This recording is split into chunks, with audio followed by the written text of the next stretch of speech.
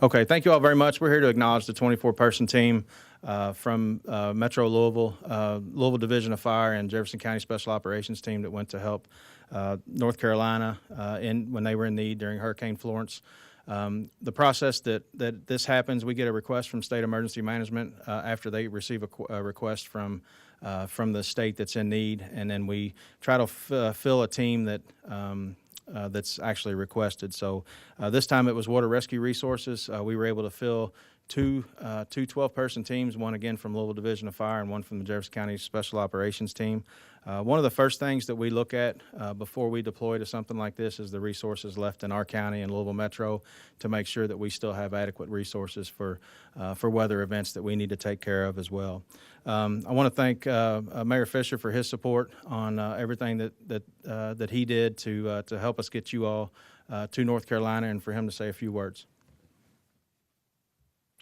Well, good afternoon, everybody, and I just want to thank our firefighters here, both Louisville professional firefighters and our suburban team as well. This was a great example of the entire city coming together to help a dependent agency in a time of need.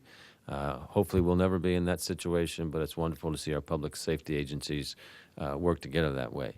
The other thing that always amazes me, too, about our firefighters is the training that they put forth each and every day. And you never know when you're going to need to use that training. But when you go into a situation like what took place in North Carolina with Florence, I mean, some of the stuff that these guys have been training on was really tested there. So it was very impressive to see them return all safely and do the kind of fantastic work that they did down there and get the results that they did. So, again, I want to just say to you guys, great job. Thanks for going forth with that little extra effort, and thanks for helping our city every day as well. Thank you. Thank you, Mayor. This is a detailed process. Once these requests are made, we work hand in hand with State Emergency Management. There's a lot of paperwork. There's a lot of logistics that have to be taken care of. To speak on that, a few words, Director Mike Dossett with State Emergency Management. Thanks, Mayor and Jody. You know, this is about neighbors helping neighbors. You guys put forth the foot. You represented Louisville. We thank you. We try to thank you on a daily basis for the job you do. But I'm even more proud to shake your hands and be here today after you've returned. You put your families on hold. You went into harm's way, and you came back. You spent two weeks downrange that will serve you well. You know, we try to train like we fight, and you guys did a great job on behalf of the governor and the Commonwealth. Thank you so much for the outpouring. We will not hesitate to call on you again. Two great, significant agencies coming together, making two teams, going downrange and returning, having done the job. So thank you again. Thank you, Director. You can see some of the pictures that we're showing on the screen is some of the missions that they were able to accomplish. Here to talk about a few of those are Colonel Terrence Delaney and Major Eric Dunn.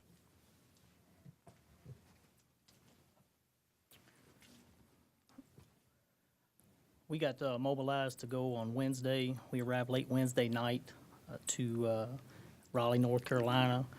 We did our check-in process. We were then sent to Stem, North Carolina to stand by. Got retasked again to Scotland and Moore counties. The first few days didn't have a whole lot going on. We sawed up some trees to make some access roads open so we could get around. The crews checked the area to make sure we had access, and they knew pretty much the areas we were going to, direct route over to the other county.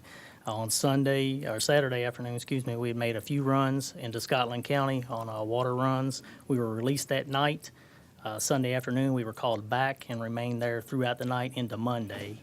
After we were released Monday morning, we had made 52 911 incidents and helping 71 people out of high water situations. There were a number of other people we did help out of high water situations, directing them out of their houses to higher ground until some high water vehicles could arrive and take them to a shelter. So that was an unknown number of people there, but 71 of the people were removed out of automobiles mainly that had drove in high waters. 4 of those runs were pretty technical rescues where it required rope systems and boats with motors on them to get them out. So Monday we left. We were assigned to the night shift after that. Monday morning when we left. Monday evening we came in, made a few more runs. We left out on Tuesday morning, came back for the night shift Tuesday night. They had subsided greatly. We didn't make any incidents on Tuesday. We were there. We were released on Wednesday morning to demobilize back through Raleigh, North Carolina, and sent home after that. We arrived back here late Wednesday night, about 1 in the morning, actually Thursday morning. No questions? I don't really have anything to add. He pretty much summed it up. It's just been great working with all the professional people with Louisville and Jefferson County. It was a great operation, and it went well. When you get down there, how do you know where to begin in a disaster situation such as you? So we were standing by in Moore County, which was the next county over from where we were actually working at. The emergency management in North Carolina had given us a radio, a statewide EM radio, and they gave us the initial incident on the statewide radio. When we arrived in Scotland County, I remained in the Emergency Operations Center, manning the statewide radio, and was giving runs to our teams that were out in the field. How much coordination was there with other teams as well, teams from outside North Carolina? There were multiple other teams there. We had a small contingent of National Guard assets that were assigned with us. There was a team from New Hampshire there assigned with us, and in addition to our teams. Had the people pretty much evacuated, the ones you were dealing with? Or? It appeared like the water had came up pretty fast when we came down there on Sunday, and there were still a lot of people in their houses and still a lot of people driving cars around the city and getting caught in water. What should people, particularly in vehicles, be aware of or be alert of in case there's more rising water, particularly locally? What should they be looking for? What should they look out for so they don't end up in a situation where they would need to be rescued? Obviously, you don't drive in high water. If there's any water covering the roadway, you need to turn around and go a different direction and pick out a different route.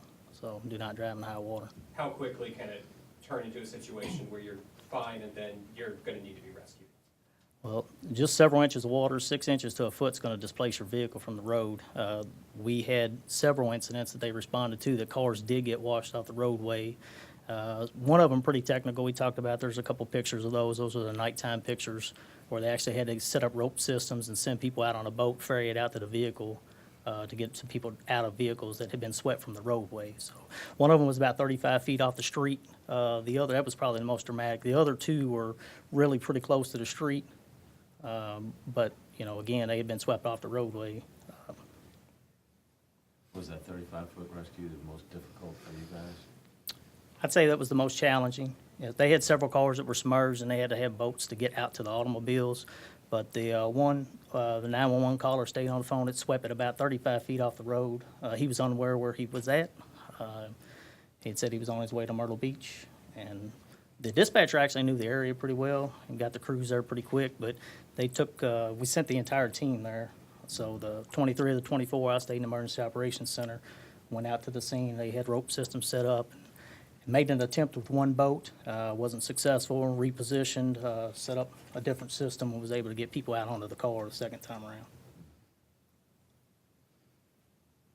All right. Thank you, guys. Round of applause for these guys.